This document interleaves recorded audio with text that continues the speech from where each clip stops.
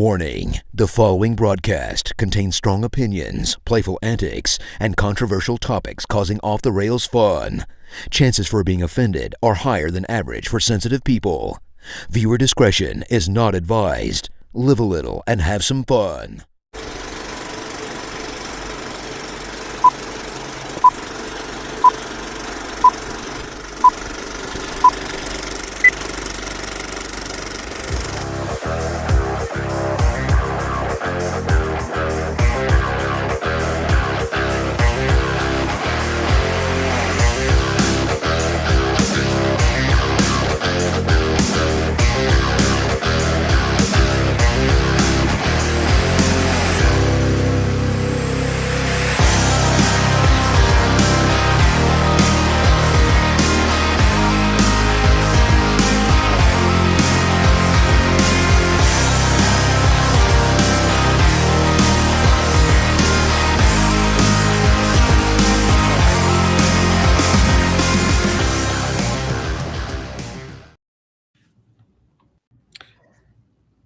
Hey, welcome everybody to another episode of the Coach's Box. Kevin, how we doing this evening? I'm doing really good these days. That was the most awkward intro, looking at each other going, who's going? Is it you, me? Yeah, It's like Will Ferrell, Night of the Roxbury, right? You know? Yeah. No, but hey, so I don't know, but for everybody that doesn't know, guess what? We are super close. At least I am. I'm on summer break. I think we're winding down the week, the school year, if not week for everybody. I mean, as Jason Jarvis gets on the scene here with us, fellas, how are we doing? Are you guys done with school? You guys got another few days left? What are we doing here? I got 2 days left of our Lancer Academy, our term that we use to end the last 2 weeks of the year, and then going right into that Memorial Day weekend. So 2 days. Sophisticated over there in Lancer Academy. Yes. We have 2 days. I have a funeral I'm going to tomorrow, so I have to miss tomorrow, but I will be there Friday. So winding down, man. Hey, I officially started summer break because we had Monday, Tuesday this week. Kevin and I were kind of talking off air a little bit. We had state golf. We had state golf. So hey, shout out to the Jefferson Blue Jays having a really good spring this year for spring sports. Golf, we went first time in program history going to the state coaching. Zero. It's the assistant Tony Thomas, because he does all the heavy lifting. So they'd have finished in third otherwise. They would. So all 5 viewers, I will give a shout out to Tony, because man, he did so much for the kids, whether us driving, but he did a lot of driving for the kids and helping me out for everything going on this spring with me and with Ethan and track and all that. So it's just shout out to Tony. But so track won districts, I think won sectionals on the boys' side. So they've got their state tournament coming up here where they finished third last year and everybody's healthy. The title to Blue Jay Nation or something? Gosh dang. Hey, well, we didn't know, Jason. We didn't know when you were going to be on. So I said, Kevin, I'll fill in before Jarvis gets up here. So I'm gonna talk about it because it's such a great spring for the Blue Jays. So track's gonna compete hopefully for a state title. And just about 20-30 minutes ago, the Jefferson Blue Jays, sorry Kevin, defeated the St. Pius X Lancers for baseball district. So they came out ahead 10-3 and won their district championship down in Cape Girardeau. That's a story for another day that we won't talk about, Jarvis, because you look like you're ready to talk some Cardinal baseball. So let's have at it. Tell me about these Cardinals. Let me get my shirt off and start. I will not do that. There'd be an FCC violation somewhere. No offense. I will not do that to our viewers. Not Tarps Off. I will not do that to our viewers. I guess I should have Weston come down from upstairs because he was at the game the other day with his shirt off and just going crazy. But what a fun team to watch. What a difference a year makes. I sit here right now and I'm on the Kevin Holly train and I am saying 91 plus wins. And I am on the Weatherholt. I am on the Walker. I am on a bunch of these kids bandwagon. I'm saying when Newt comes back, get rid of Victor and put Church in center. And we already had this argument on this show. But guys, Church can play center field, boys. I know. And what I said a couple weeks ago on the show, I'm sticking with it. Victor is not that much better than Church defensively, that we have to keep him in a lineup with this buck 118 or whatever the heck he's batting, and get him out of the lineup when Newt comes back. And then if Newt sucks, bring up Baez and put him in left. Be done with it. Bring them all up. Bring up Crooks and quit doing this crap with the catching. And I want to ask about that later, and we'll hold off on that. Hey, we said Brave. You said Cardinals. I'm bringing it all at once, boys. Kevin, I'm so excited. Well, Kevin's the eternal optimist, so Kevin, he's all excited. Tell us dude, you gotta.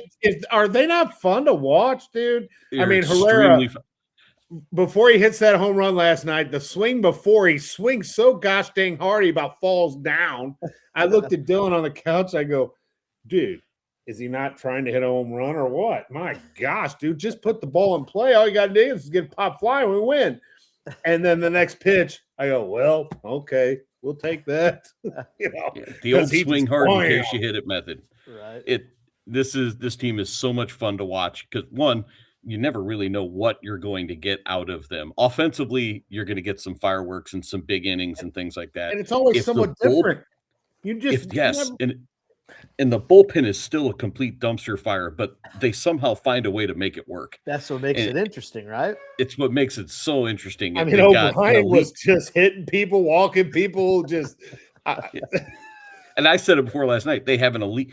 They in baseball have said O'Brien is developing into a top 5 closer in the league. Oh yeah, he's tough. Walker is an MVP candidate. Weatherholt is the rookie of the year leader at this point. They don't really have much in terms of pitching awards or anything like that, but they do enough with this offense. McGreevy's been really good. Yeah. He's not a Cy Young candidate, but he's been really, really good. He can pitch. He's a pitcher. Yeah. I saw a couple of graphics and you go, Cardinals, if the Cardinals keep winning, there's a couple of really good short-term rentals that they could pick up to help them. And they listed, Contreras and Goldschmidt and Arenado and please no. Arenado has been hitting the ball pretty well. But anyway, I would not want him back. No. The other stat that I've seen is the last 6 times the Cardinals have won 28 games in the first 47. They've won, first thing, over 91 games every single time. Look at that. Kevin's like. They've been to the playoffs every single time it's happened that they've won 28 games. The last 6 times they've won 28 games in their first 47. This is a playoff team. Yeah. In the toughest division currently in baseball. So you brought that up. So I'm looking at it right now, and obviously things haven't updated because teams are playing, but you have everybody at 500 or better. You've got Pittsburgh, who's in last place, into 500. You've got Milwaukee, who's 28 and 18, which is a half game ahead of the Cardinals, who's tied with the Chicago in second place. Who would have thought at the beginning of the year that the NL Central was going to be the best division in all of Major League Baseball at this point in the year? I didn't have that on the bingo card. I'll wait. We'll wait. We'll wait. Anybody? Nope. No. It'll be like the beginning. I thought they would be good. I mean, I thought the division would be decent. I didn't think it would be like this. Right. And now, and a lot of that is because they hadn't played a lot of divisional games, yet. I think the Cardinals, going back to, I guess, game 1 of Pittsburgh in this series, I think that's a stretch of 14, 16 divisional games in a row, something like that they're going to have. So we might see some adjustments here and there as we go forward. But you guys brought up it's a different atmosphere. So Kevin, you've said this, I think, for at least a year or two. I'll let you have it again here. What do you think? Why is it so different? Obviously, it's no Mo anymore, but what is no Mo anymore? Right? What's different? One, it starts at the front office and the way they've kind of portrayed this. They were like, hey, we're not trying to BS anybody here. We're going to be rebuilding, and we're going to let the kids have some runway and see what happens. We're going to let them play. We're going to let them develop.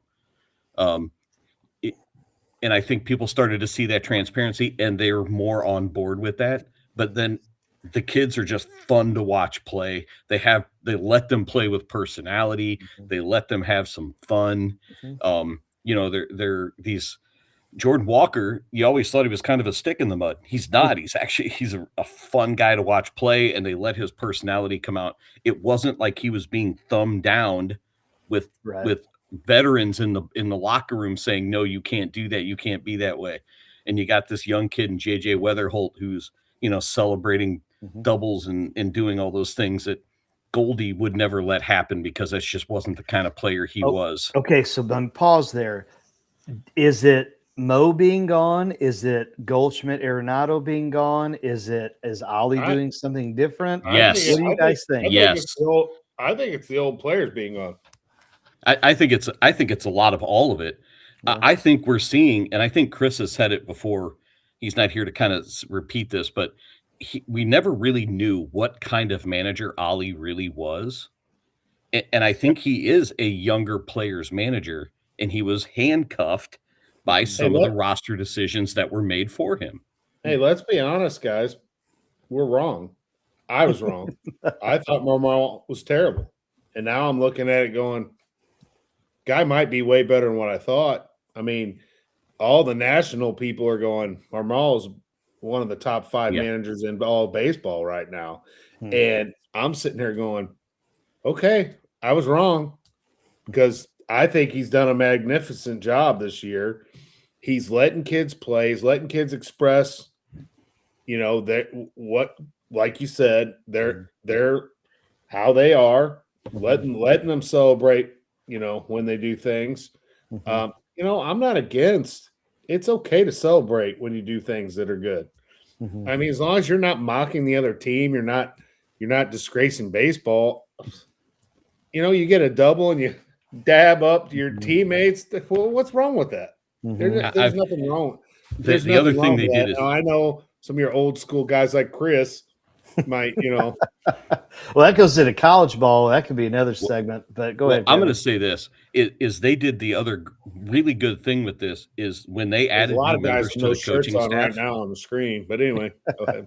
When they added new members to this coaching staff, they went with guys who were very similar to them in that sense. And Daniel Descalso and John Jay, those are kind of very expressive types of players when they were players. And I think that helps with that breeds that allows it to come out, and they're okay with it without feeling stodgy. And I think that my favorite things to watch are those post-game things where they're walking into the locker room and then they're doing the shout outs for who they want to do for the day. Yeah. That stuff, just to see them do it, that's awesome. And so I want to know why some are going this way and some are going that way, but that's a completely different story. I think it might be one side of the locker room versus the other. I don't know, but I do like hearing what some of those players say and who they are giving shout outs to after games.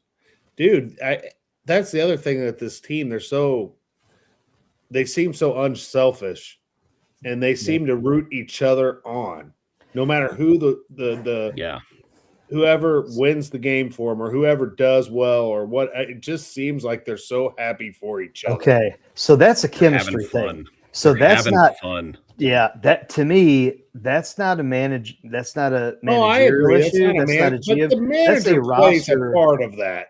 What's loud? I mean, allowing things to happen. Yes, and allowing things to happen. And I see the way that the guys interact with that manager You watch in the dugout and things, and the guys are talking to him in between innings. They're sitting next to him. It's a different dynamic than what it was when, no offense, it's a different dynamic than it was with Arenado and them guys in there. But you just said it. Sorry. I was going to say, I think you said it, Jarvis, when you said they care about the other guy rather than themselves. Because again, when you are an older vet and you haven't won yet, then that's what you're worried about, and you're worried about producing, and you're not. That kind of brings everything down. And I think you had a lot of those guys that were on the books, and now you don't. And so you probably do have this injected youth movement, if you will, that they don't know what they don't know, and they're ready. All they know right now is to play hard. I'm going to take it one more step. When you don't have a guy making $30 or $40 million a year in the locker room, and that's what they're worried about. Mm-hmm. And I'm not saying that anybody shouldn't do that, because Arenado earned that money. He got that contract, but we don't have one of those guys there doing that, making that big, obscene money. They're just playing baseball, and I think it gets into the crowd. And when Marmol did that the other day, I think it really just, when he bought the tickets and he said, I'm going to do what I can to get those guys back out here. And now those sections are they're like designated as high energy sections.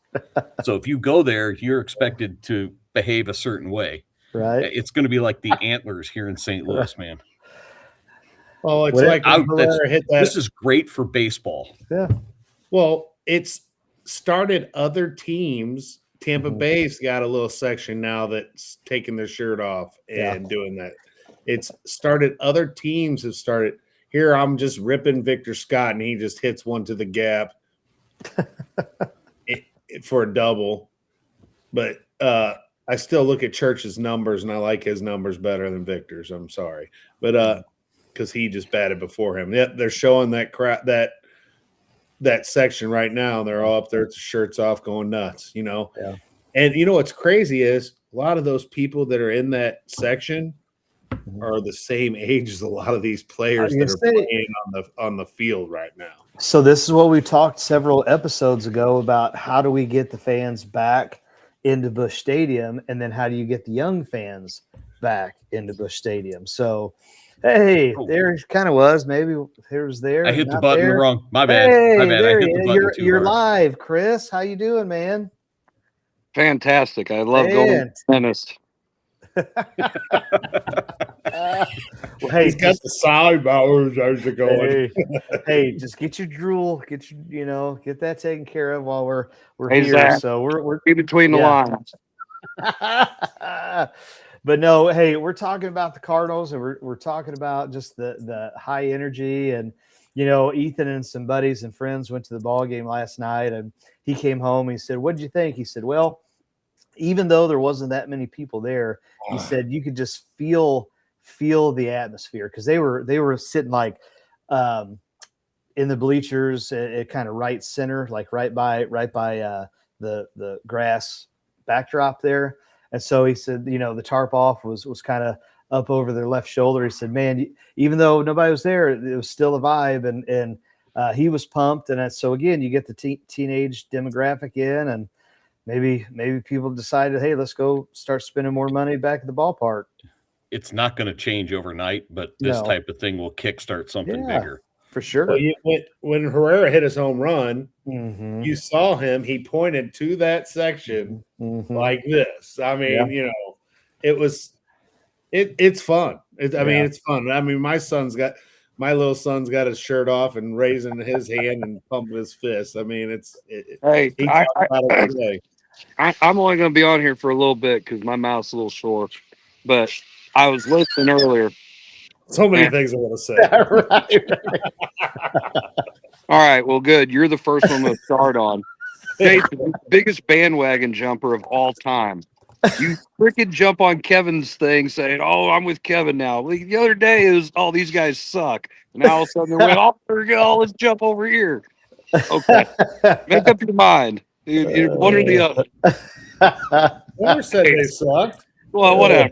Hey, Flag Day. That's that's my official. I'm going to wait and see if they're any good. Okay. Get the Flag Day. Be good. Then we'll go from there. They are exciting. I will agree with that. The pitching in the bullpen is so bad. I mean, yeah. I mean, I just wonder, are they tell them, hey, we're going to throw this pitch? Is Crash Davis actually the catcher telling them where we're going to throw the ball? Or are they just that terrible? I think they're just that terrible. The bullpen is. Now, these guys are playing where they're not out of a game, so you can't turn the game off. And I think that's great because that makes for some exciting baseball. And it's an entertainment thing, as Zach likes to say all the time. Are you not entertained? Mm-hmm. Yes, they're entertained to watch, but it's something that just drives you nuts from someone who appreciates, good starting pitching and a good bullpen. And look, I knew this guy would come and there he is. There he is. What? Captain Buzzkill here. There he goes. No, they're. Hey, look, I like the fact that they're playing those young guys. I think those guys can play, but the bullpen sucks. Of course, but no, you said it's entertaining, at least for now, because we said let's see how they are come hey, listen, mid to late June. But go ahead. Chaim Bloom has done a great job of gutting the salary because Moneybags doesn't want to pay anybody to play, and obviously that's working out. But he probably needs to call Mozeliak and say, hey, I need some advice on a reliever, because if there's one thing that piece of crap could do is go and find a relief pitcher. And right now they need a few of them. Okay. The kid in the back of the bullpen's great. The kid who's close. You're right. Yeah. He's good. I like him. And he is legit. But you can't go and run him out there 95 games and, one or two guys for 90 some odd games. It'll fall apart and they won't even be a contender. The way they're constructed now, they could be a playoff team. Yes, they're a very good chance of being in the playoffs. But if he runs those guys in the ground, their arms don't hold up, the guys that actually pitch, they're in trouble. And you can't go 5 and dive on these guys. Right. Leahy's got to get some mileage, and you got to get something out of Libator more than 5 innings. But the bullpen has to hold up, and it's just not right now outside of a couple of guys. Now, I'm going to ask all of you this, get your opinions on this, because I heard this on the radio. I think, and they said this on the radio a few days ago, because they talked to Bloom about, so if it's late come trade deadline, are you going to go out and get some pitches or some pieces to help us for the postseason? And Bloom's like, probably not, because this isn't what we expected. So my question to you is, what would you like to see? Would you like to see them just stay this good? The phrase is we're playing with house money right now. It's only May 20th, but we're playing with house money. This was not expected. So maybe this is just the early shot of a young team that doesn't know any better. Let's see what happens come, late July, August, and reevaluate there. But I don't think they're going to do anything, when it comes to making a move for this playoff time this year, because I don't think that's the plan. What do you guys think? I don't think they're going to want to, for the fact that they've gotten here by letting offensively these young kids run. If they're going to do anything, they'll add a couple of bullpen arms and some things like that to replace the ones that have probably been ran into the ground in the first half of the year, which is fine. Do that. But also, Bloom is not going to say, yeah, we'll go out and make all these moves, because then he loses all of his leverage come trade time. We're not going to do anything. It's not what we're planning on doing. We're going to let these guys run it out. We got reinforcements somewhere else. Mm-hmm. But yeah, I'll take that guy over there. If you're just going to get rid of him, I'll give you this guy. Mm-hmm. He's not going to come out and say it now that he's going to make those moves. One, because you lose all of that bargaining leverage. Yeah. You mean Kevin? You can't do the Mike Brown. Hey, we're going to go after James Harden, and you say it in the press conference. Like, that's the guy we're going to attack and outscore Cleveland 44-22 or something in the third and fourth quarter overtime. My gosh, dude, Brunson was on fire last night. Okay, I'm getting sidetracked here because I'm out of it. But anyway, listen, I'm going to say my piece, and then you guys can finish this show. And I'm sorry, I just don't feel like being on today. But I just had to get in here, talk a little Cardinals. Yeah, put my 2 cents in. I'm not sold on the whole 91 wins. I do think they can make the playoffs. Did you not hear my stat earlier? I don't care. I heard it. I don't care. The last 6 times they've won 91 games. They're Kevin, gonna be playoff team. They're gonna win 91. Everybody's in the Wow. playoffs. Everybody's in the Jarvis. playoffs. They've got the extra wild card games. It's ridiculous, but whatever. So yeah, they'll make the playoffs. They can win 85 games. Gosh, you're such a negative Nelly. Yeah, Pot. So listen, the thing is, and I think you're 100% right. They're playing with house money. Yeah. They're playing with house money, and you don't want to get rid of any of those pieces that are doing well. But you can get rid of Pozo. You can't get rid of Pagas because they're terrible. And bring up Jimmy Crooks. No. Time out. Let's do this before you leave. I wanted to talk about this because this was on social media. This was also on the radio. There's got to be a reason. Now, you tell me what you think. Is it something to do? Hold on. Is it something to do with him? As Kevin said, does he not know how to call a game? Is there something defensively? Is there something, or is it B? Is it the fact that the other two catchers, not Herrera, but the other two catchers are really, really well respected and liked in the clubhouse? So is it a chemistry thing? Is it Chris just said $? Is it a money thing? Well, okay. What do you think? A, B, C, D, or other? I think it's the money part, and I'm sure it's the chemistry part. If you really want to, you got to get rid of one of those guys. Mm-hmm. You really can't carry 3 catchers and 2 of them suck. Mm-hmm. Okay, and then you're playing one of the 2 every single day. Mm-hmm. So that doesn't help. Jason talked about Victor Scott's hitting $180 or something at the bottom of the lineup. Well, he's a Gold Glove center fielder. Mm-hmm. Pagas and Pozo, they're not Gold Glove catchers, and they're not winning the batting title. Get rid of Victor. Okay, well they're not those guys ain't winning the batting title. They're not winning the Gold Glove. So what are they? Well, that's great. They're good locker room pieces. Well, you know what happened in Major League 2? It's like, okay, well, they won. They don't need it. They don't need that many catchers. Okay, so you make him into a coach, or you say you got to go down, or whatever. Keep one. Make him the backup. Let Crooks go ahead and see what he can do. But hold on, Chris. The guy they traded the one. They made the other coach, and the other one got hurt his ankle. I'm playing. Go ahead. No, my point is you can get rid of one of those guys and still have the whatever reason. But once you get into June, why are you keeping Crooks down there? Hell, he's getting walked, so they ain't got to see his bat. Well, that's my question. Why are they doing that? What's the reason? And probably because whatever reason you just said. Oh, they're best friends with everybody. They don't want to. They fully expect Crooks to be a starting catcher in the major leagues. What they don't want to do is bring him up here and then I don't know why not play him. I don't know why they wouldn't, but I think that's part of the deal is he's going to catch more at Memphis than he would here. That's because we have 3 catchers and one of them is a full-time DH. It makes no sense. It's like wiping your butt before poop makes sense. That doesn't make sense either. Take one of those guys and get rid of them. Go and get a relief pitcher and be done with it. And you're done. Today.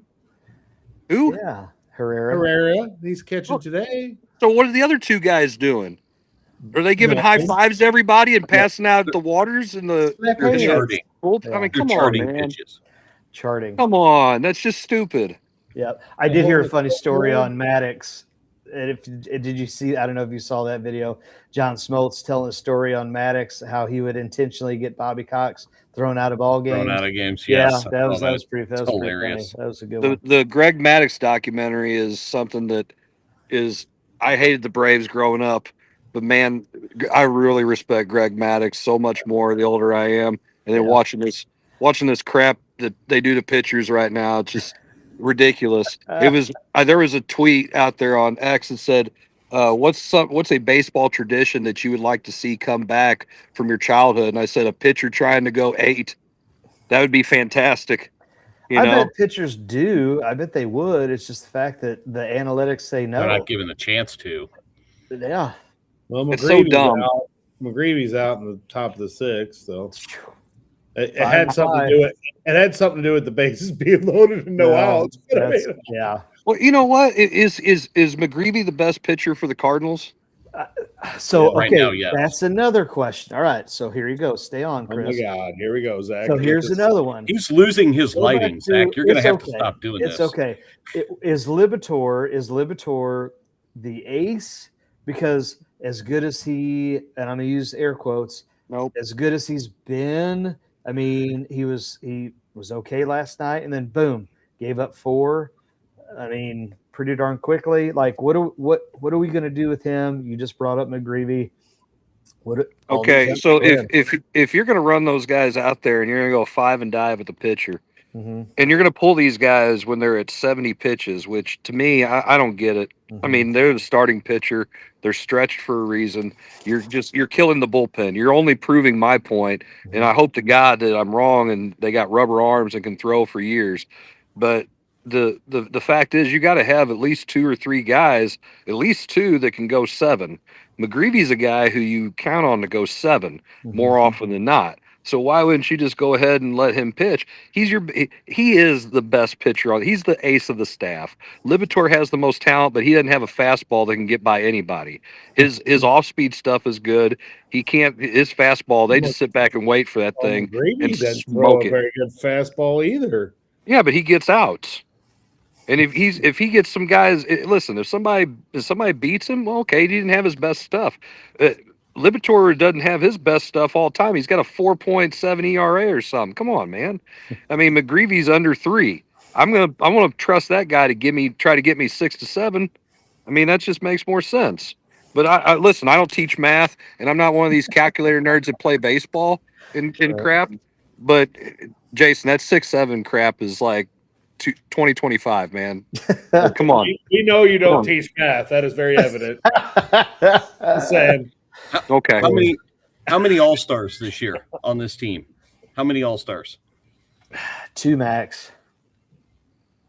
And I go fielder and a second baseman. I go Weatherholt and Walker. Actually, I'd probably go. The 2 I just said, right field and second baseman. Thanks, Zach. Yeah. I'd say a right fielder, second baseman, and either O'Brien or O'Brien's an all-star. Walker's an all-star. McGreevy and that's it. Might be too. That's it. That's the only 2 they're going to get. You don't think Walker and O'Brien. No, that's it. That's it. Guys, I'm going to hop off here. Not only is my lighting going bad here, but I'm you look better when it's darker. Thanks. You know, all the women in my life have ever told me that too. So, all right, you kids have fun. All right. So, hey, Kevin, on that note, let's go ahead and let's take a quick break. We come back and we'll figure something out with what we want to talk about. We don't want to look at that frozen picture all day. All right. I'll take him off. We'll be back. All right.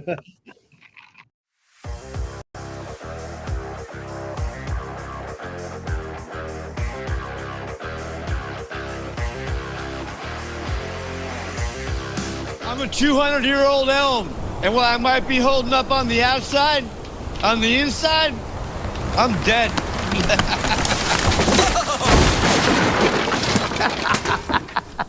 Oh, man, it feels good to just let go. And if you don't have the right home coverage, well, this could break your bank. Switch to Allstate, and you can save hundreds. Put it on my tab. I'll show myself. Mayhem is everywhere. Are you in good hands?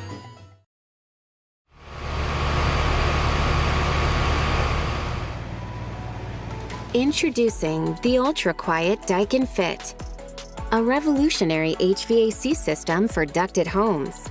The Daikin Fit keeps both noise and temperature at a comfortable level. It's the perfect fit for homes like yours. Hear the difference. Feel the benefits. Daikin Fit. For service, visit www.smcihvac.com or call 636-337-2150. SMCI. Legacy built, future focused. Check out Elite Collectibles, now with 2 locations. Our Arnold store focuses on Pokemon, Magic the Gathering, and other trading cards plus tournaments. Our Imperial location offers a little mix of everything, including sports and trading cards for all collectors. And don't forget, we host consignment auctions every Tuesday. Stop by, hang out, and see what you can pull at Elite Collectibles, now with an Arnold location and an Imperial location. If you love sports at every level, there's only one place to be. Gateway Sports covers it all. Preps, college, and the pros. Real coverage, real voices, real passion for the game. From live shows to podcasts, Gateway Sports connects the region like nobody else. Proudly powered by First Form and Recalibrate.com. Visit gatewaysports.net. Every level, one gateway.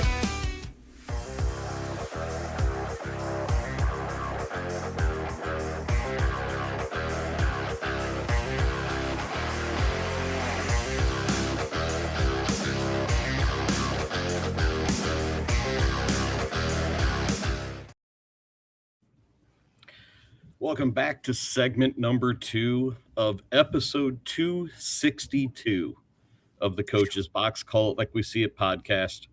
We talked a little Cardinals in the first segment, and we're going to throw it to the person who pays the most attention to anything that we do around here and let him pick the next topic. Jason. Oh, jeez. Pays the most attention. There we go. I was hoping to catch him off guard, have him just look up and go, what? Well, what did y'all think about, and I'm going to bring this up because I'm the only one that said anything about it. So what are these college guys supposed to do now once they get their money, and do they have to stop being college kids? Mizzou's running back, Hardy, gets shot in the leg at a concert / whatever the heck that venue was there, because it looked pretty shady. I mean, it's almost like they can't do anything, right? I mean, what do you guys think? So he was shot by high school teammates too. That's what even makes it worse. That's the kicker. Yeah. So you brought up, I guess, that Jill said that she never sees any of the athletes on campus, or at least maybe none of the football, basketball. At Arkansas. Yeah, right. Now, Dylan, ooh, man, Walker got hit right in the hand. That ain't good. Oh, What about Dylan? Dylan does see the athletes at Mizzou a lot more than Jill does at Arkansas. Jill has hardly seen any of the athletes. So what happened to back in either our day or maybe when we started teaching? Because I remember this because this was a big ordeal about specifically football, was that a mom was complaining how she's not seeing her kid. I think it might have been out west somewhere, Colorado or somewhere, and the coach got on and had a tirade and said, "Look, your boy's a Division I athlete. You're going to see him 2 weeks. Okay, you're going to get to see him 2 weeks out of the calendar year. The other weeks, he's up and he's worried about football and he's worried about school." So I guess my question is, where and when did that all change?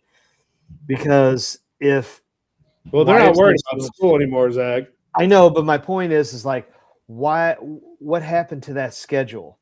Because now it's like I can remember Saban and Urban Meyer, ESPN doing documentaries about how they're, like Saban is out on his lake house and his boat and doing all that, saying, and then Urban Meyer saying, I don't get when he was at Ohio State, I don't get to see the guys until this part of the calendar year.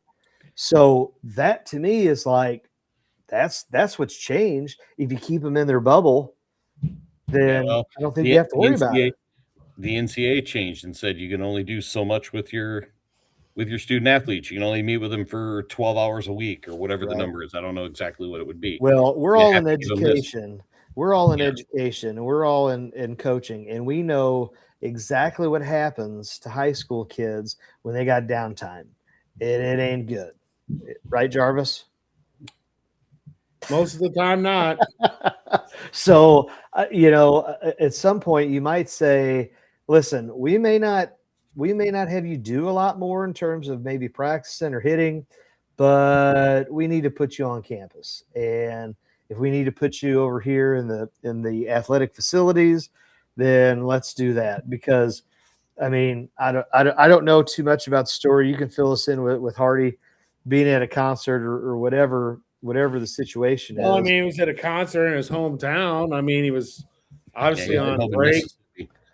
Yeah, he was obviously on a break from being at Mizzou and gets shot in the leg. I mean, a melee broke out, I guess, and several cars got shot at, and he gets caught in the melee, I guess, and gets shot. And I mean,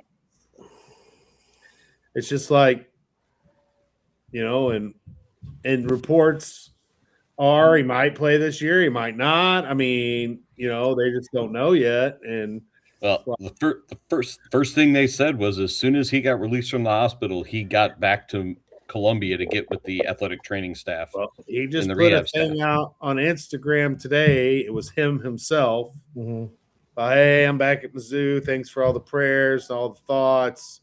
I'm here rehabbing, trying to get back. This was not – we're going to say this, and I don't want to victim blame. I don't think – obviously it wasn't his fault, right? I go back to DGB when he was at Mizzou, and he had the issue with the illegal narcotics, and then derailed his career, right? Goes to Oklahoma, goes to NFL, fizzles out. And I remember saying back then, you can't wait 3 years. You can't just hold off 3 years and not smoke. You're going to be a multimillionaire. And you can't hold off for 3 years, get drafted in the first round, make your money, and then go back to it. Like I'm going to say the same thing. You don't even have to wait 3 years to be a multimillionaire. You are one now. So yeah, I mean, he's already. I mean, Hardy's already one. So my question is, what do we? Is going to cave in. I'm going to say what's going on over there, poltergeist or something. I guess my question is if you know you're going to have a chance to make all that money and probably more. And again, I hate to victim blame, and I'm not saying that you got to find some outlet to, get rid of, I don't know, let the steam out or whatever. But I would have to think if I'm a person of note, I got to make sure I put myself in a situation that, like, I'm not going to hurt my chances and my teammates' chances and all of it, because right now you're thinking if you're Mizzou, what does that look for your future? I mean, the schedule is going to be tough already, but you're going to take out a prized SEC running back. Well, but I mean, he went back to his hometown, to a place he'd probably been there for concerts how many times during his entire life. Sure, it was a rather shady place, but he knew the place. It wasn't like some kid from Kansas just showed up at, Riverport at a Guns N' Roses concert or something like that. I mean, he had been there before. I don't know that he went there knowing stuff was going to happen. I mean, it'd be like coming to Jefferson County and going out to, I don't know, like, you're going out to the slab for a party. I mean, like, I wouldn't be putting myself in that situation to go out to the slab with the party if I'm an important figure. Like, that's the thing. Everybody wants their cake and eat it too. At some point, you got to look in the mirror and say, where am I at? What is my status? Does my status allow me to go to these places? Oh, it doesn't? Then I'm going to have to sacrifice and not do that. And again, I don't want to victim blame because he was shot, but you also have to look at it and say, just like the Chiefs guy, right? Rice that's now in jail for his probation violation. Hey, here's a novel concept. Don't break the law in the first place. You're a multimillionaire professional athlete. Be a decent human being. You can't compare what Rice's situation to this situation. No, but I'm saying is, at the foundational level, I will compare to only say don't put yourself in a situation. If Well, in all honesty, I'm going to say yes. Stay in your dorm room until I'm playing a college sport. Yes, I can't go to a Morgan Wallen concert because I can't do anything. Do I? Okay. Here's what I'm going to say. Since you're a millionaire, did you hire security? No? Then no, you can't. Did you get somebody to drive you? Tiger Woods. Oh, no, you didn't? Then you should have. Well, that's dumb. That's my point. That is my point is you are no longer you. You are on a different status than all of the other human beings. And so you have to act accordingly. And I'm sorry if that means you have to sacrifice a little bit, some of your freedoms, but that's what you got to do. You chose to be in the limelight. You chose to be the running back. You chose to do this. You chose to do that. You chose to be the entertainer. That's what you decided to do. You didn't want to be a teacher. You didn't want to be a doctor. You didn't want to be a ditch digger. You wanted to be in the entertainment business. You got to act according.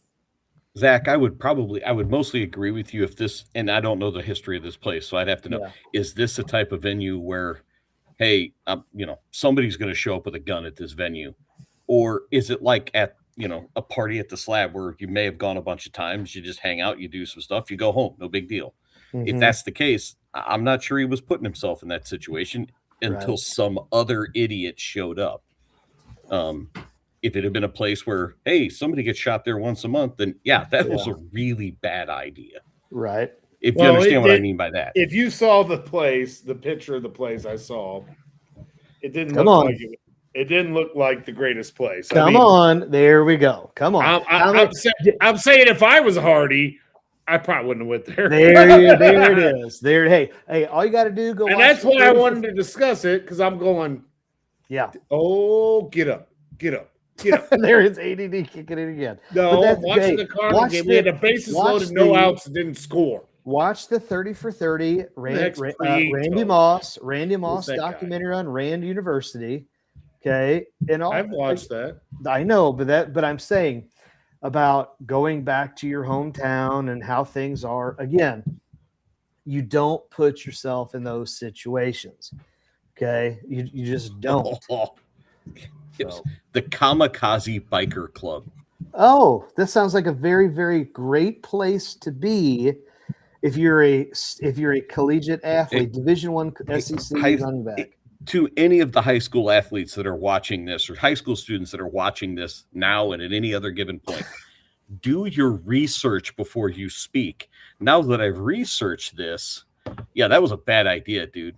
Go into a biker club at all? No. Bad idea. Again, be boring. Unless it was Schwinn, boring's okay. It's a bad idea.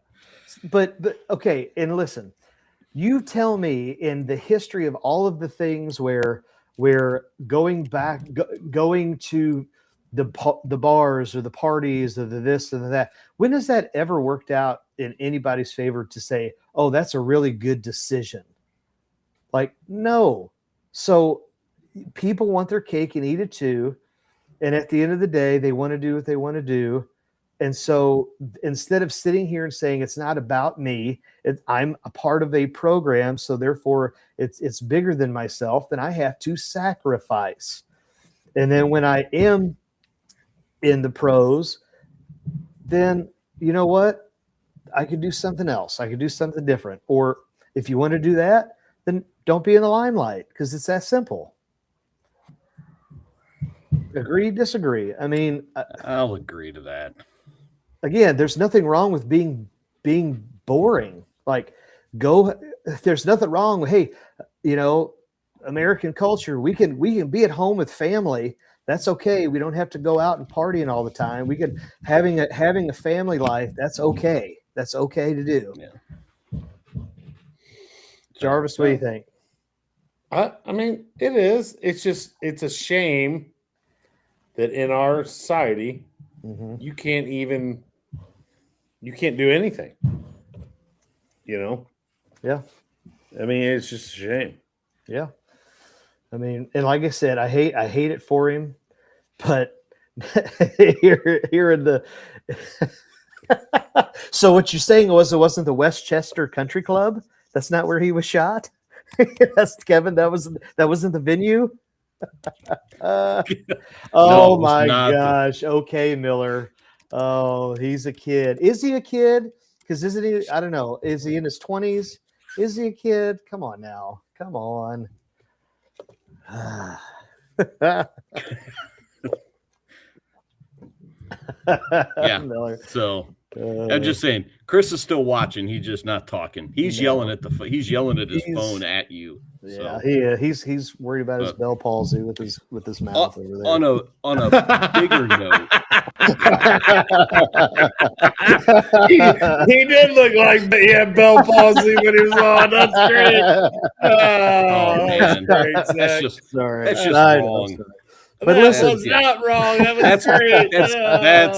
That's not quite going to a kamikaze biker club wrong, but that's not right. Oh, that tickled me. All right. So let's pivot here just a little bit. Talk a little Mizzou basketball. They finalized their roster. They got some transfers in. Looks like the projected starting lineup for Mizzou next year will include 4 transfers and Tyler Pierce. Thoughts? Let's win. And he brought in 3 new coaches. 2 of them are connected to their recruits. It won't be 4 transfers because you're going to have that freshman's going to start. 4 new players, I should say. Let's go 4 new players. I think that's the day and age. I mean, look at Indiana. Look at Indiana football. Look at just this year. Going back to the title game, that there's 5 new starters on the championship team as well. So they got to win. You're only returning. I mean, your returning starter is going to be Trent Pierce, right? Yeah, for Trent Pierce, we're looking at Jason Crow will probably be the starting point guard, the incoming freshman. Jameer Jones, a transfer, I believe he is from Providence. Yeah. Bryson Tillers, the sophomore transfer from Kansas. And Jalen Carey is the senior transfer from Tennessee. Those would be the starting 5. And I'm looking at the 2 deep here, and I only see, let's see, N.R. Boateng, Trent Burns, and Luke Norweather are the only 3 that I remember from this year's roster on what is the projected 2 deep, 2 or 3 deep. So Nicholas Randall, he was on that roster as well. He just didn't play. I think he redshirted this year, was injured. I mean, I like the Jameer Jones transfer. They finished up their last transfer was the Cord Stansberry from Western Carolina. That was the last one that they signed. Let me ask you this. Because Jarvis, I know you and Chris can put his comment on this because you guys have seen Gates speak and you guys speak highly of him, and you tell me what you think. Outside of the one bad year, are you happy with what he's been doing? Could there be more? Is he at a ceiling? And if so, how do you break through that ceiling? And is it a scheme? Is it X's and O's? Is it a situation where we're always going to be second fiddle? Or, it's got to be what? Defensive consistency has been my thought. There's just a lack of consistency from game to game, week to week, those types of things. You'll see a big offensive output with a great game. And I think that comes a lot when you just balance yourself and you try to rely on shooting that's not always there. There's just a lack of consistency. So is that okay? Defense though, like that shouldn't be. That's something you can control. So that goes back to, is that a coaching or is that a recruiting? And then if so, is that a coaching? Jarvis, I mean, your thoughts on that? I mean, oh man, it's hard to say. I love going to see and watch Gates in practice and watch what he's teaching these kids. And I believe in what he's teaching and what he's doing. I do think offensively sometimes we get a little stagnant. They get a little bit, it was hard to say with Marcus Mitchell, with Mitchell, because they tended to just get so reliant on him. Mm-hmm. And then, and it got that way with Kobe Brown as well. So there is some past with that type of thing. Yeah. And with the point guards that have left, I think with a scoring point guard like Crow, I think this could change the dynamic of their offense. Okay. I just I don't know that it's coaching. I've never really been sold on their offense. So the offense schematic. I don't know if it's schematic. When we haven't had consistent outside shooting. I mean, really, we haven't. We haven't had consistent outside shooting, and I think that's something. I don't even know if they're going to have it this year, really. Crow can shoot it from the outside, so I think, and that last guy that they signed is supposedly can shoot it. Stanford, the Chronister kid from the Aiden Chronister out of Fayetteville, Arkansas, he can shoot it. And they need some outside shooting that's more consistent. They've not had that, and I think that's been a problem in his offense because they'll get to the paint and then they can't have that consistent outside shooting. When you don't have that consistent outside shooting in college basketball, right? I'd like to see more movement. Ball reversal. Like you go back to Hurley and you look at all the different sets. You say what you will with his antics. Golly, look at all the different sets and the ball movement and reversals. And he's setting up guys so, okay, you don't have outside shooters, then what are you good at? And then run your offense through what you're good at. I see too much stagnant NBA ISO stuff. There's a lot of ISO stuff, but then he'll run a set where, like in the one game where they get the dunk to win the game, and he runs. Then when he does run sets, sometimes you're like, well, shit, that was an awesome set. Why aren't you running more of those? Yeah. Well, why aren't we running more of those sets? And maybe he will. Maybe he'll feel more confident with this group. I think the KU guy is going to be a big pickup. I just think his window of how good he could be, and he's a lot like the guy that just graduated, though. So. Well, I'll say this, and I think Jason was right. There's a little bit of a connection between the point guards leaving, and maybe he decided it's time to run more sets, and those 2 point guards weren't really interested in doing that type of thing, in running an offense based on sets. They wanted that 5-out drive and dish type of thing. Jarvis, and he's just like, you know what? Go somewhere else to do that. The guys that I have coming in will run and do with the things that we need to do here to be successful. And Chris can comment as well, but Jarvis, you tell me, you guys have been playing some 6A basketball. What are you noticing when it comes to the offense? That's even at the 6A level. I know I've seen it quite a bit at the small school level. There's not that much sets. Let's pass, cut, fill, one-on-one. What are you guys seeing? Well, we ran the hell out of a bunch of sets this year. So I see a lot of continuity in the offense, like you're running what you said. Pass, cut, fill. It gets to get to the end of the shot clock, then you're wanting a guy that can score. I'm one of the guys that I'm really excited about on this roster is that Tony Bryant. I don't know if you guys saw him in that McDonald's All-American game, but dude, that kid can play. Man, he can take it on the floor. He can shoot from outside. He's tall, lanky. I really like the way he plays. This is the best portal get that I think he's ever done.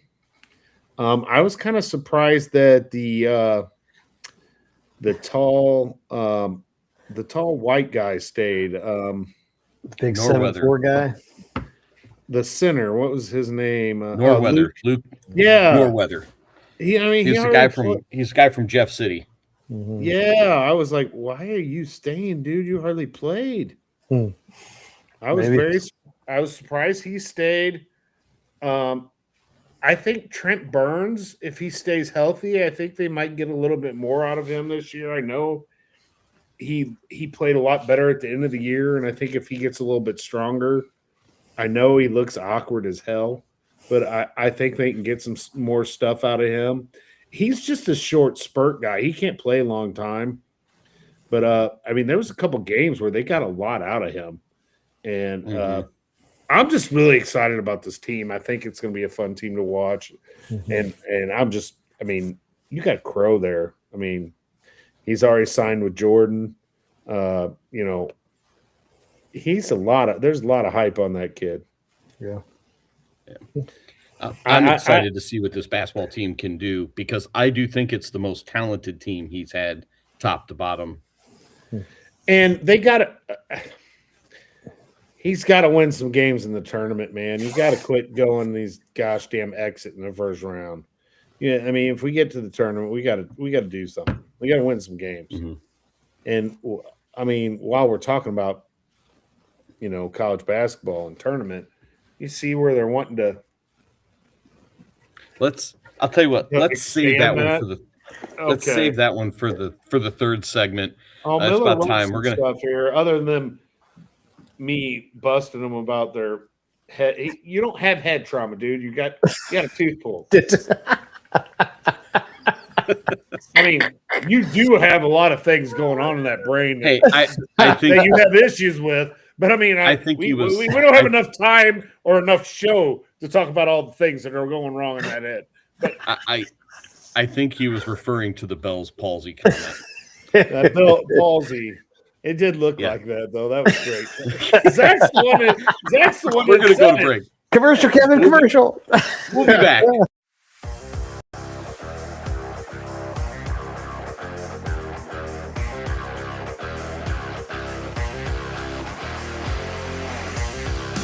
I'm a delivery robot. And this burrito, it ain't gonna deliver itself. Incoming.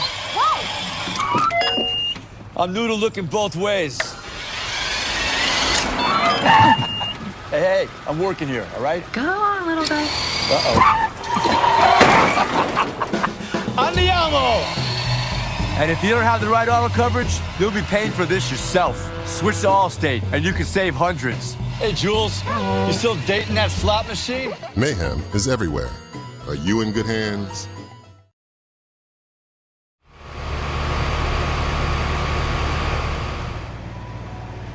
Introducing the ultra-quiet Daikin Fit, a revolutionary HVAC system for ducted homes.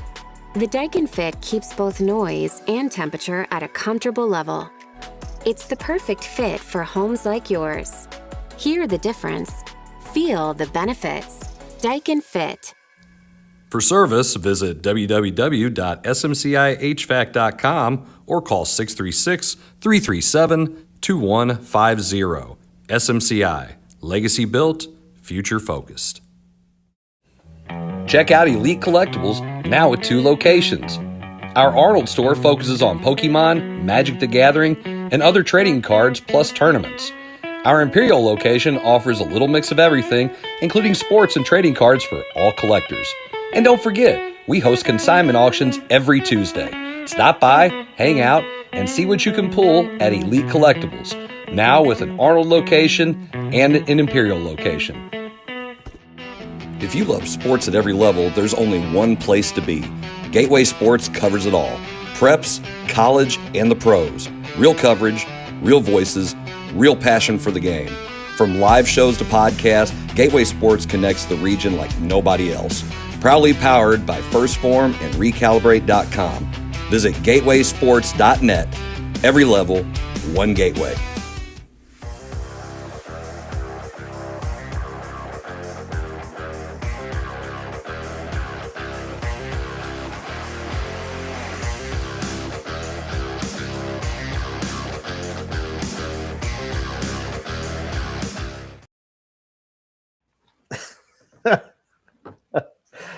So we are back, and we are in our third and final segment of the Coach's Box. We are on episode 262.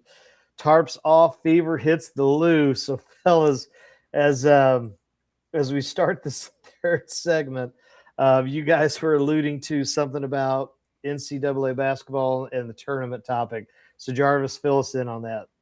Okay, before I fill us in on that, I'm going to go to I knew it was coming. I'm going to go to these comments over here. They got a comment over here about, I called the set plays. Well, if the head coach would have actually practiced the set plays more than one time, one or two times, we don't have time for this. No, hold on. I gotta explain myself. And Eddie knows this. Eddie knows this. He was there. End of year. Yeah, and Eddie knows this. Yeah, it's the end of the year meeting. We've already had that, but anyway. Hey, Eddie, if we would have practiced the set plays a little bit more, the kids would have known them a little bit better. Just saying. So I thought he needed to be in practice more. Is that what maybe our defense would have been a little better. Hey, whatever. Or maybe our substitutions would have went a little better if he was there.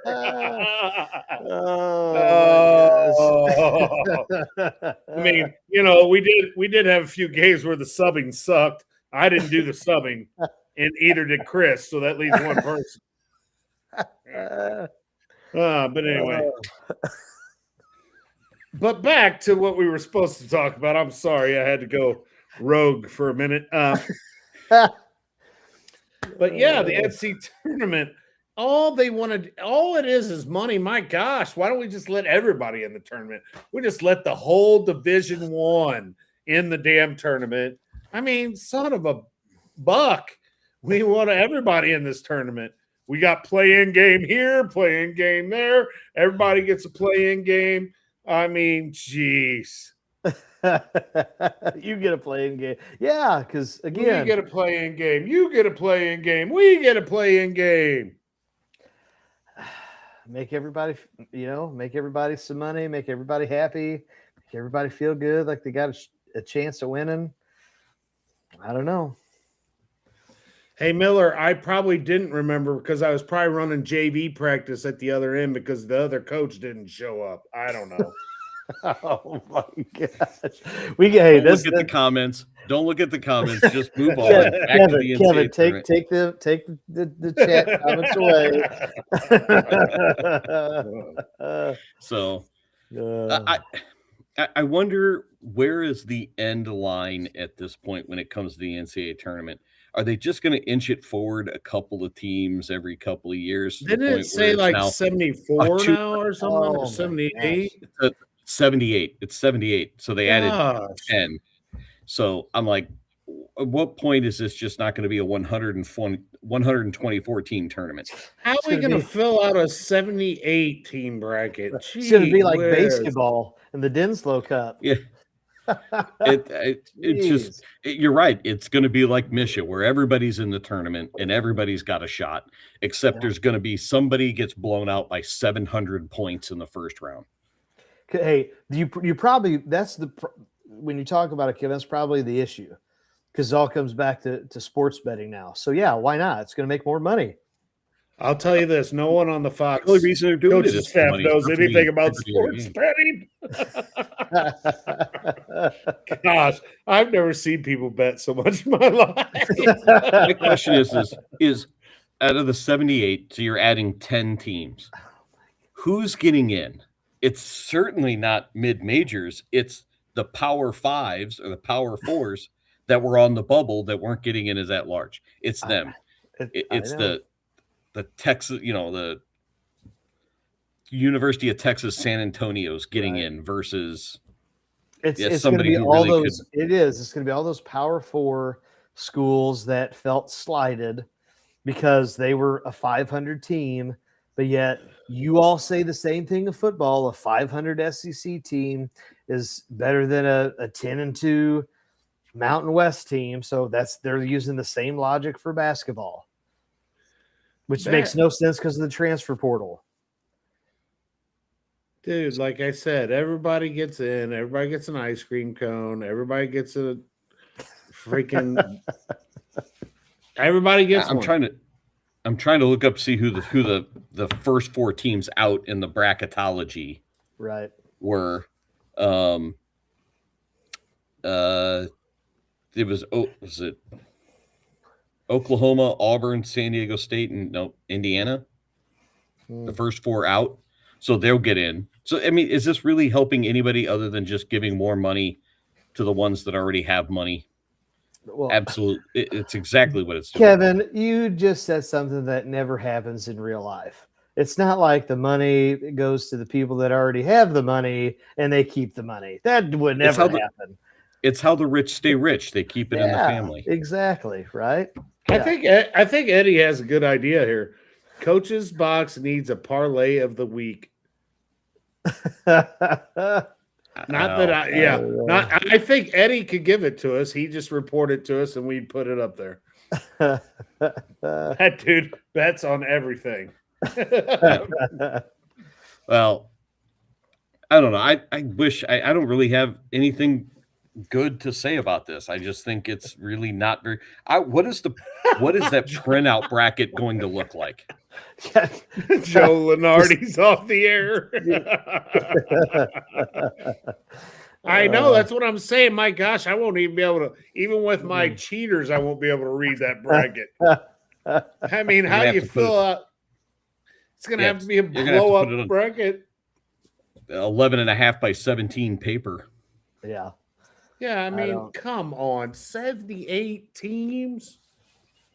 It's not even going to be March Madness anymore. It's going to be like month upon month madness. I don't even know. Dude, we won't be able to fit that in. How do I fit in a longer than a month madness in my curriculum? Right. Well, it's not even necessarily March Madness. The title games get into April now, so you're just going to move it back another week. So it's going to be Easter Madness at this point. Okay, Doug, I should have known you'd have it all figured out. Now, ever since he moved to Illinois, apparently thinks he got smarter. Oh, is that? He moved to the worst state in the union. Gosh dang! Hey, you moved to Chris Miller's favorite state.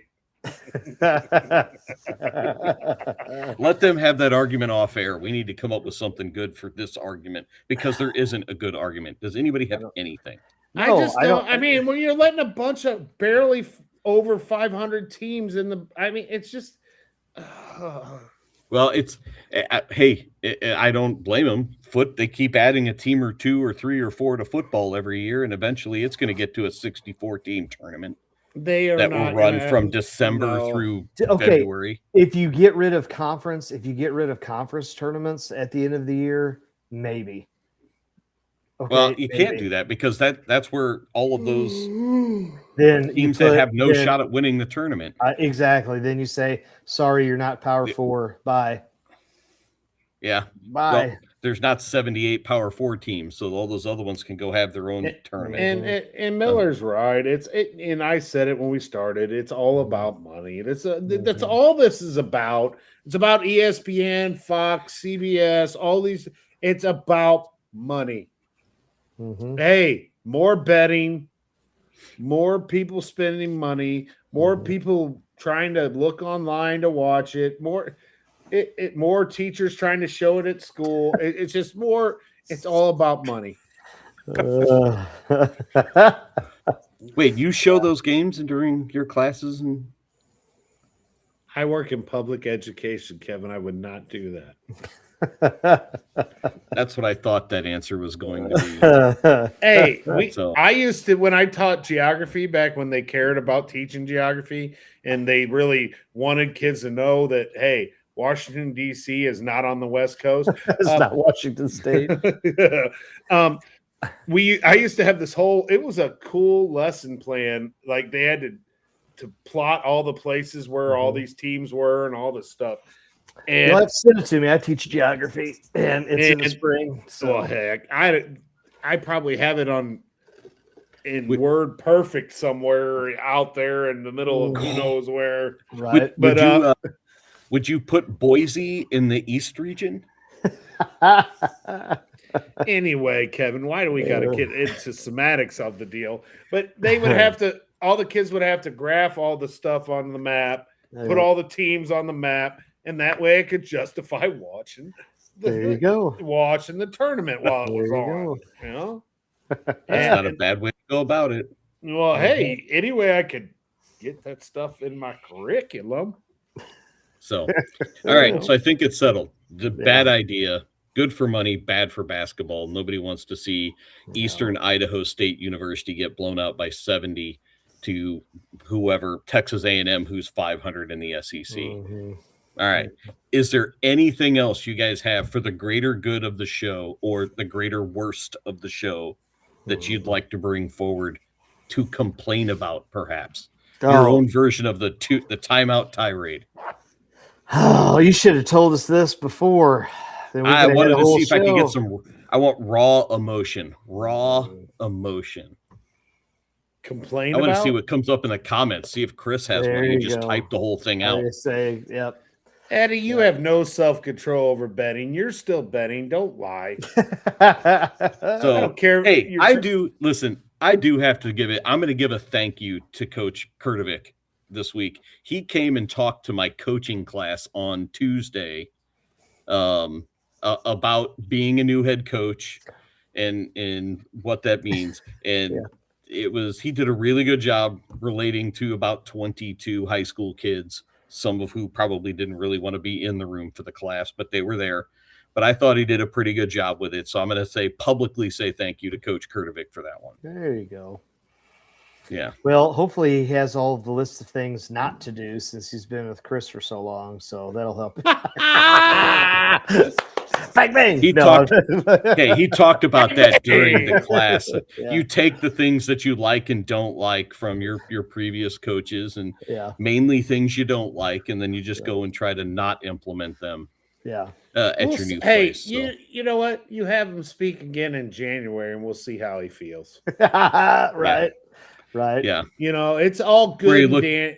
It's all good and dandy when you're an assistant coach and you have yet to experience being a head coach. And then when it's about January or February and you're in the thick of it. I was going to say late January. Late January. And you're in the thick of it. And he looks like he's 30 years older than when the season started. Up. Jarvis. That was to me. I think that was a thumbs up to me. No, maybe. It says that. Zach. Yeah, it says that thumbs up. I know. That's a thumbs up. And I took the brunt of the Bell palsy thing, and you're the one that and you're the one that said it. I just laughed and said, "See, he did look like." Hold on, see, it's just the master puppet right here. That's why I'm in the top corner, and then I could just. Dance for me, puppet. Dance for me. I'm not going to lie. It is easy sometimes to rage bait me. And right now, today, with 2 days of school left, I'm a little on edge. Finals. Hey, I'll do this time. I have tirade. I'll do one thing here. I am sick of these drivers on these roads in and around this construction zone that is Jefferson County. And I'm really sick and tired of the 18-wheelers. Slow down.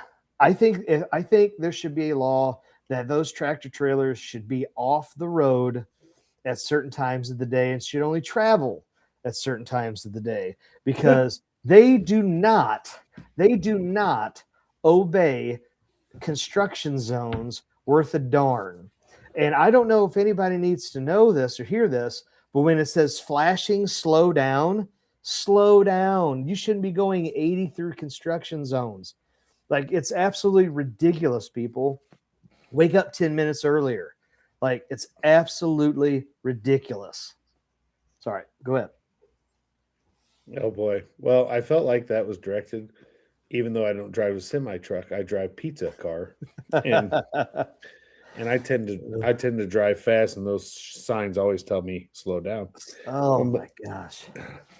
I can't stay. It's like, guys, we're going to have construction for the next decade in our area. Just slow down. You know it's there. Slow down. Kevin, what do you think?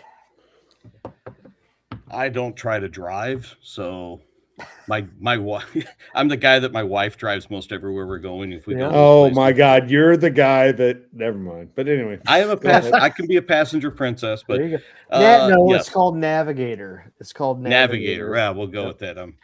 But I just drive. It's whatever. I'm just driving along, just keeping up with traffic. That's the main thing that always got me with that is if traffic's going a certain speed, you should go a certain speed. No, because driving, having to go down to Cape Jackson area for the last week and a half, it seems like every day. No, because those idiots drive 90. No, I'm going 70, 72, and they're just right straight past. There ain't no keeping up with that traffic. Slow down. Driving me nuts. Yeah. Jarvis? Nothing. You're just like, oh. No, because I'm the car that's going to probably go by you. And you know what? Here's what I'm going to say. A lot of them are big. A lot of them are the big trucks, and it's like you guys are already 8 miles to the gallon anyway, and then you're going to go ahead and drive 85 plus on the road. Like you guys, morons! Slow down.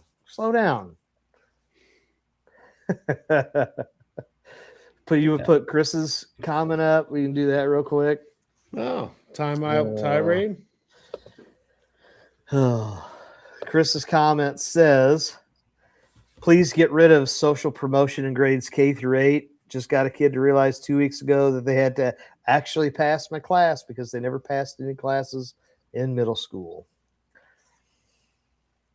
Well, what I think the state of Mississippi says, if you 3rd grade or 4th grade and you can't read at that level, they don't pass you. I think that's what. And magically in a year, all of a sudden, kids started. I'm going to jump. Reading. I'm going to jump on Miller's train right here, and I had a kid yesterday say to me, he goes, "Hey, Coach Jarvis."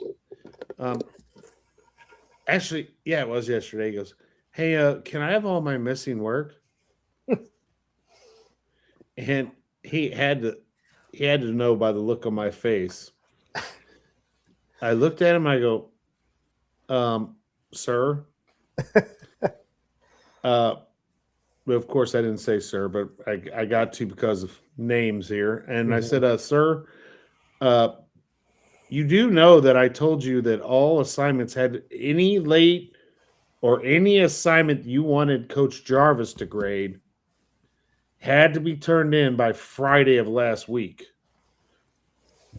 You're currently missing like 40 assignments. We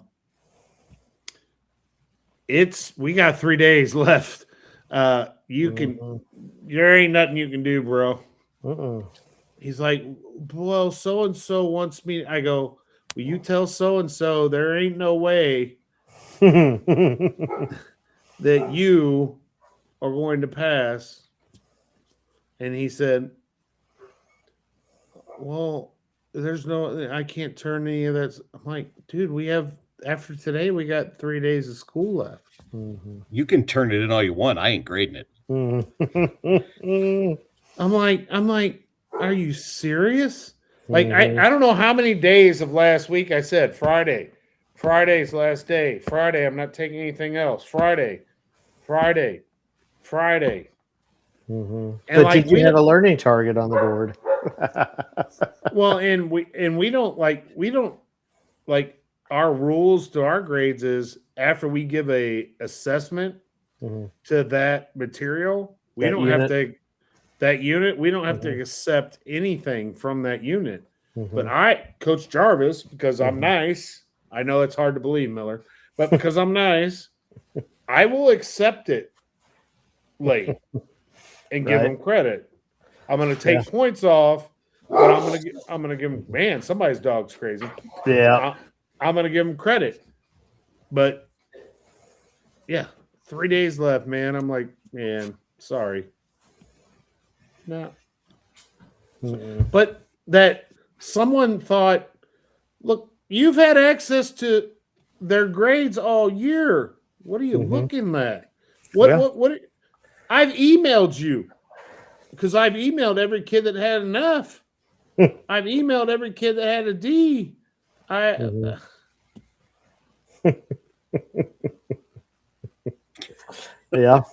I had that happen too when I asked what he could do. I said to call Doc Brown, borrow his car, and avoid speed limits. I say that to kids all the time. I was like, you want extra credit? Yes. All right. If you build a time machine, go back in time and do all of your work. And then I was like, you know what? Screw that. If you just build a working time machine, I will give you an A in my class. Oh, they asked me that too. Can I have extra credit? I'm like, I'm one of the easiest classes you'll ever have in high school. All you got to do is the work. I'm not giving any extra credit. That's the issue. That's the issue in today's society. There's no incentive to do the work. And that's American society. Okay. That's not education. That's just the world that we live in right now. I think we have decided next year to almost go 100% no late work is allowed to be turned in. I mean, now there are absences and things like that, but if it's just there the whole time and you just don't turn it in, too bad. Now, here's where I say yes, because you guys are on the block schedule, so you get extra days and all of that.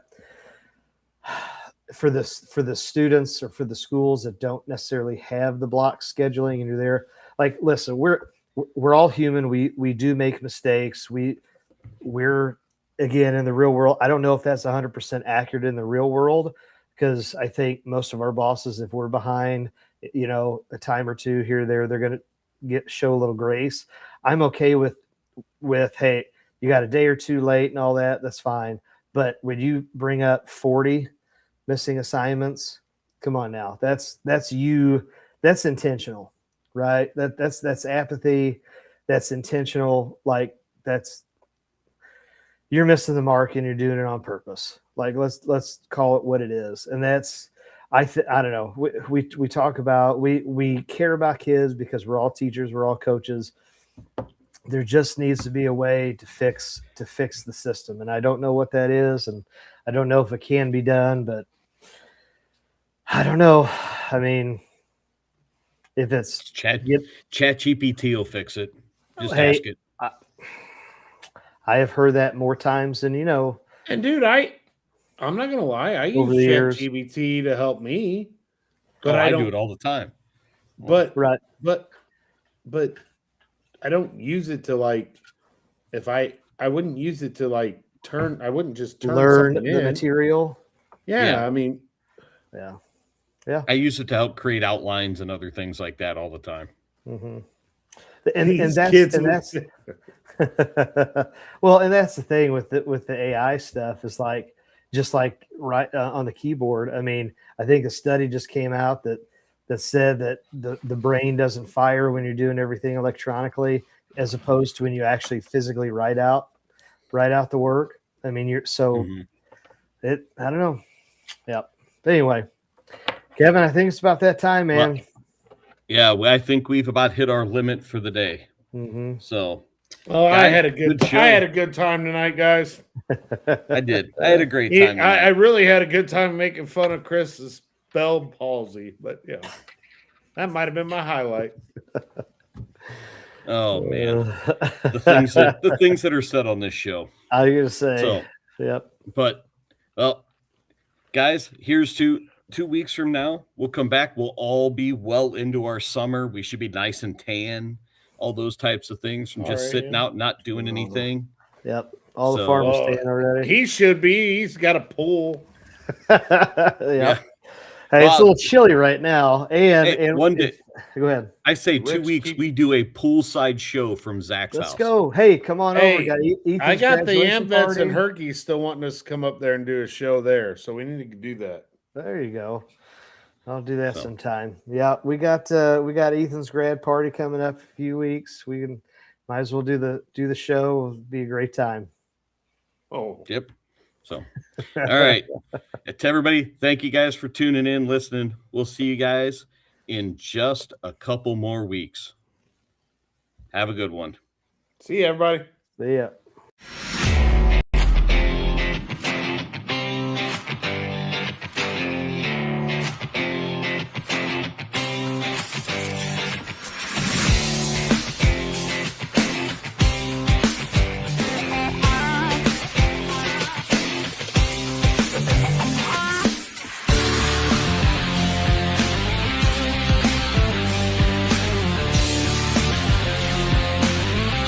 This episode of the Coach's Box Call It Like You See It podcast is brought to you by Off the Rails Media.